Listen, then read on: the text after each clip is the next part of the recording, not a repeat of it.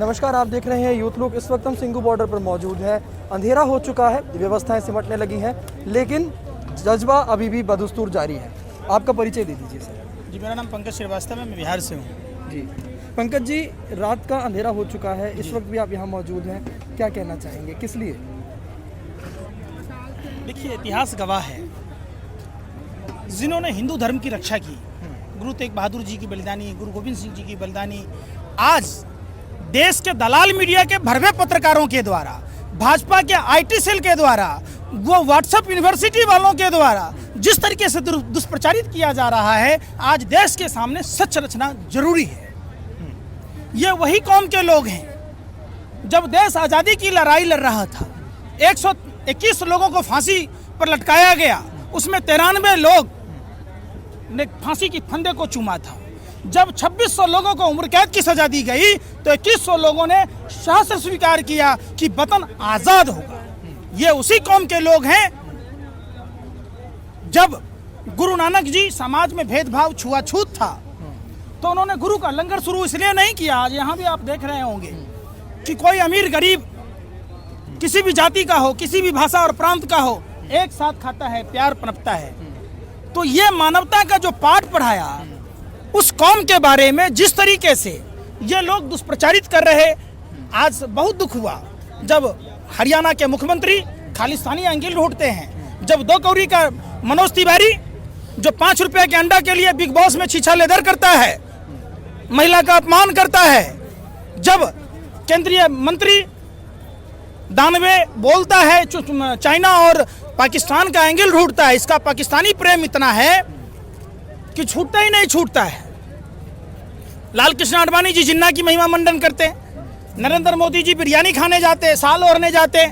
जब देश आज़ादी की लड़ाई लड़ रहा था तो श्यामा प्रसाद मुखर्जी मुस्लिम लीग के फजाउल हक के साथ में बंगाल प्रांत में सरकार बनाए, धर्म के विभाजन आधार पर विभाजन की बात की।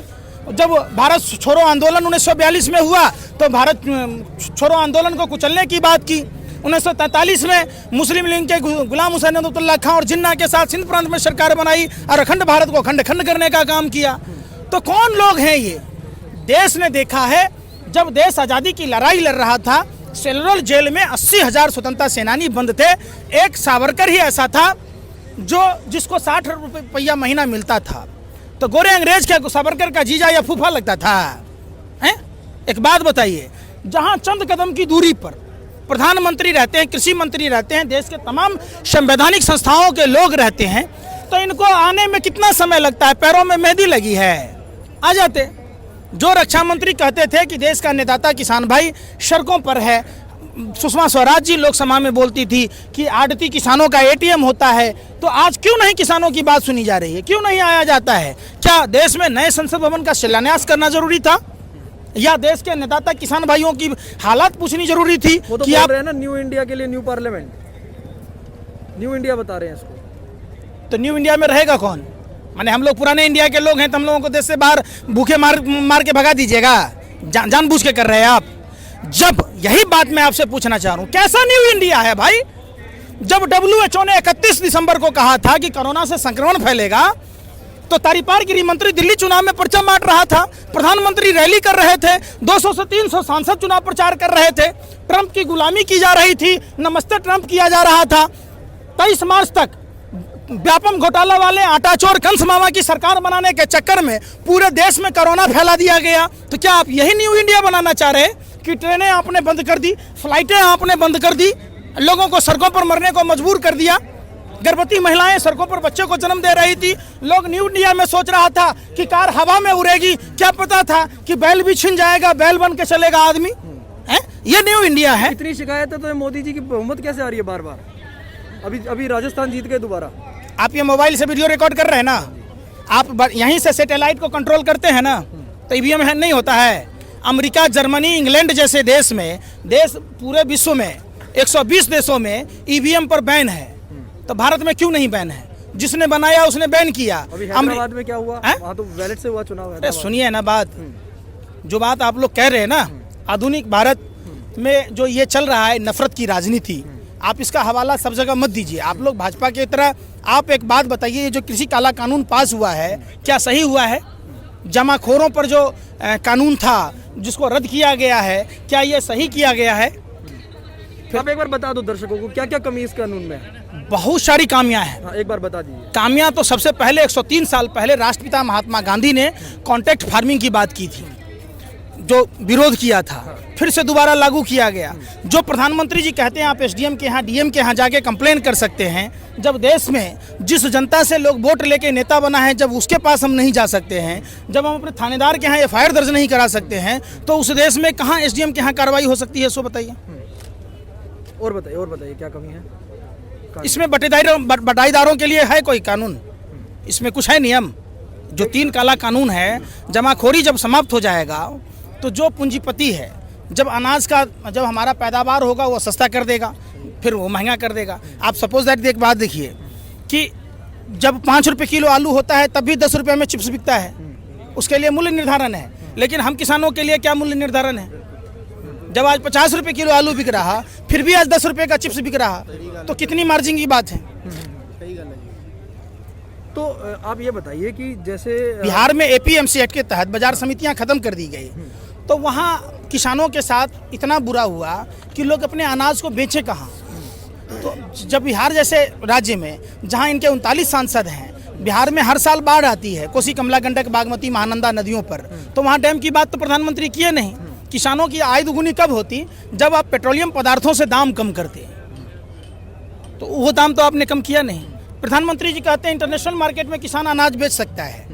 भारत में औसतन 2 एकड़ से कम वाले लोग बहुजायत हैं। अब मान लीजिए जो लुधियाना के किसान हैं, वो लंदन में जाके फसल कैसे बेचेगा? आपने मनोहर लाल खट्टर का क्या बात सुना था कि हमारे स्टेट में जो लोग बाहर के राज्य के लोग आएंगे हम उनको सजा देंगे। शिवराज सिंह चौहान ने क्या कहा कि हम घुसने नहीं देंगे। तो ऐसे में कैसे एक राज्य के लोग दूसरे राज्य में जाके बेचेंगे? अभी खट्टर साहब ने जब ये हमारे प्रदर्शनकारी आए तो इनके साथ क्या किया सबने देखा। हाँ, अब वो कह रहे हैं कि इनके लिए मेडिकल का कैंप लगाऊंगा। हाँ, तो खट्टर साहब को आप क्या कहना चाहेंगे? अब इन्होंने लगाएंगे इसके लिए साधुवाद। पहले जो इन्होंने आंसू गैस के गोले छोड़े, पत्थर के बुलडोजर लगाए, इसके लिए तीव्र भर्त्सना करता हूँ कि ऐसा अमानवीय कार्य नहीं करना चाहिए। क्योंकि रामायण में एक साफ महर्षि वशिष्ठ ने कहा कि जो लोग निसंतान हैं वो मानव कल्याण की बात नहीं कर सकते।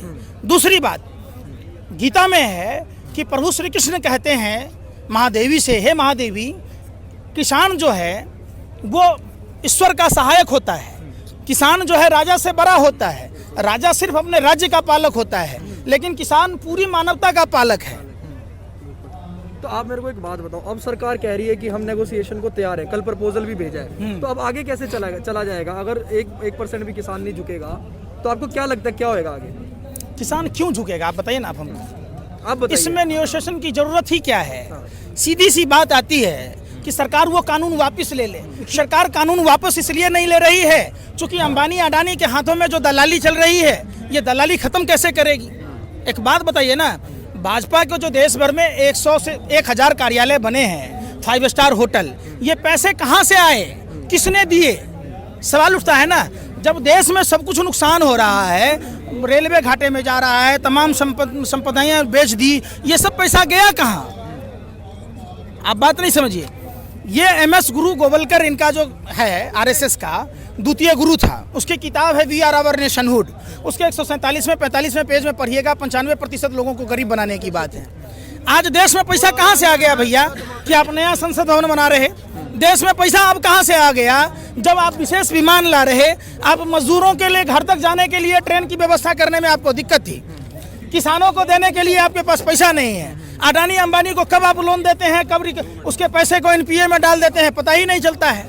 एक बात बताइए, देश का अन्नदाता किसान भाई दिल्ली नहीं पहुंच सकता है, और नीरव मोदी, मेहुल चौकसी जो है, विजय माल्या जैसे लोग कब देश छोड़ के बाहर चला जाता है पता नहीं चलता है। हमको गाय नहीं उधार मिलता है, भैंस उधार नहीं मिलता है, एक रिक्शा नहीं मिलता है, 5000 से 10,000 रुपया लोन पर नहीं मिलता है। और नीरव मोदी, मेहुल चौकसी को जी न्यूज के मालिक सुभाष चंद्रा, जिसने भारत के बैंकों में डकैती डाला, यस बैंक उसके कारण डूब गई, उसको बीजेपी राज्यसभा का सदस्य बना दिया। काहे कि वो झूठा खबर फैलाएगा। लेकिन वो तो कह रहे हैं ना किसानों की आय दुगनी कर देंगे, देश में समृद्धि आएगी। आ गई, 6 साल से है, 12 गुनी होना तय हो गया। उन्होंने तो जसोदा बहन जी को भी छोड़ दिया था, आत्मनिर्भर बना दिया, देश की जनता को आत्मनिर्भर बना दिया। मजदूरों को कोरोना काल में ट्रेनें बंद कर दी, स्टेशनें बंद कर दी, आत्मनिर्भर बना दिया। ऐसा नहीं ना चाहिए। इन्होंने नोटबंदी से कहा कि फायदा होगा, जीएसटी से फायदा होगा, इन्होंने बहुत बातें कही थी, कोई भी बात सही हुआ? काला धन नहीं आया तो 50 दिन में फांसी पर लटका देना, अच्छे दिन नहीं आए तो पछवाड़े पर लात मार देना। तो क्या करें, आ जाइए पछवाड़े पर लात मारते हैं। काला धन मार दीजिएगा लात, पूरे देश की जनता मारेगी, इतनी भूखी ये उम्र देखिए, इनका उम्र घर में आराम करने का था कि ये देश की दूसरी आजादी की लड़ाई लड़ने का था भैया। लोग पूरे परिवार के साथ बैठे हुए हैं। हाँ, तो वही तो मैं कह रहा हूँ, एक पूरी सत्ता पक्ष के लोग कभी आके इनसे पूछा कि आप क्या खाना खा रहे हो, आप कहाँ बाथरूम जा रहे हो, कहाँ स्नान कर रहे हो? और धर्म की रक्षा किसने की? मानवता का पाठ किसने पढ़ाया? किसने देश की आज़ादी की लड़ाई लड़ी? किसने हमारे सरहदों की रक्षा करनी है? इनके हमारे घर के बच्चे तो जाते हैं, हमारे परिवार के सदस्य देश की रक्षा करने, कौन जाता है? ये सवाल उठता है ना।